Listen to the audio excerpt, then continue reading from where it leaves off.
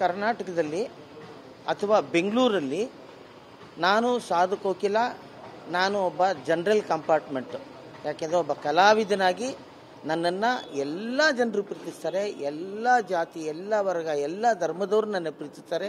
ನಾನೇನು ಅಂತ ಗೊತ್ತು, ನನ್ನ ಬ್ಯಾಕ್ಗ್ರೌಂಡ್ ಗೊತ್ತು, ನಾನು ಹೆಂಗೆ ಬೆಳೆದು ಬಂದೆ ಗೊತ್ತು.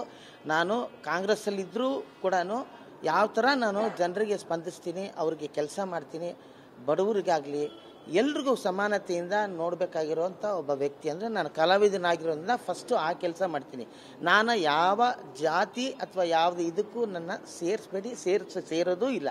ಯಾಕೆಂದರೆ ನಾನು ಎಲ್ರಿಗೂ ಸೇರಿದವನು, ಸಕಲರಿಗೂ ಎಲ್ರಿಗೂ ಸಮಾನವಾಗಿ ನಾನು ಸೇರಿದವನು. ಆದರೂ ಕೂಡ ನಮ್ಮ ಕ್ರಿಶ್ಚಿಯನ್ ಕಮಿಟಿಯಲ್ಲಿ ಬರೀ ಬೆಂಗಳೂರಲ್ಲಿ 15 ಲಕ್ಷ ಕ್ರಿಶ್ಚಿಯನ್ಸ್ ಇದ್ದಾರೆ, 15 lakhs ಇದ್ದಾರೆ. ಅದರಲ್ಲೂ ಸೆಂಟ್ರಲ್ ಚಾಮರಾಜಪೇಟೆಯಿಂದ ತೊಗೊಂಡು ಸೆಂಟ್ರಲ್ ಶಿವಾಜಿನಗರ ತನ್ಕೊಂಡು ತೊಗೊಂಡ್ರೆ 15 ಲಕ್ಷ ಈ ಭಾಗದಲ್ಲೇ ಇದ್ದಾರೆ. ಅದರಿಂದಾಗಿ ನಮ್ಮ ಕ್ರಿಶ್ಚಿಯನ್ ಕಮಿಟಿಯಿಂದ ಸುಮಾರು ಜನ ಕ್ರಿಶ್ಚಿಯನ್ಗೆ ಸೆಂಟ್ರಲಲ್ಲಿ ಕೊಡಿ, ಯಾಕೆಂದರೆ ಎಲ್ಲೂ ಕ್ರಿಶ್ಚಿಯನ್ ಅವರಿಗೆ ಕೊಟ್ಟಿಲ್ಲ ಅಂಥೇಳಿ ಡಿಮ್ಯಾಂಡ್ ಮಾಡ್ತಾಯಿದ್ದಾರೆ. ಅದಕ್ಕೆ ನನ್ನನ್ನೇ ಮುಂಚೂಣಿಯಲ್ಲಿ ಇಟ್ಕೊಂಡಿದ್ದಾರೆ. ಕೊಟ್ಟರೆ ಸಾಧು ಕೋಕಿಲ ಅವರಿಗೆ ಕೊಡಿ ಅಂತ ಕೂಡ ಡಿಮ್ಯಾಂಡ್ಸ್ ಇದೆ.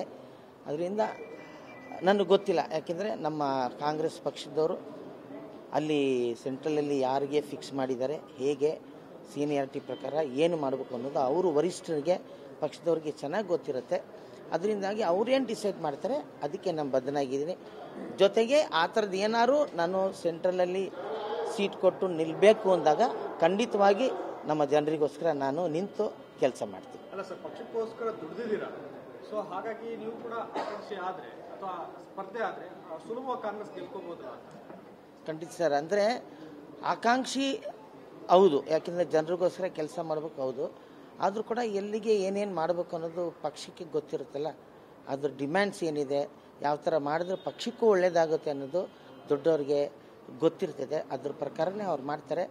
ಕೊಟ್ಟರೆ 100ಕ್ಕೆ 100 ಪಕ್ಷ ನಾನು ಕಾಂಗ್ರೆಸ್ಸಿಂದ ಸೆಂಟ್ರಲ್ಗೆ ನಿಲ್ತೀನಿ, ಅದೇನು ತೊಂದರೆ ಇಲ್ಲ. Thank you very much.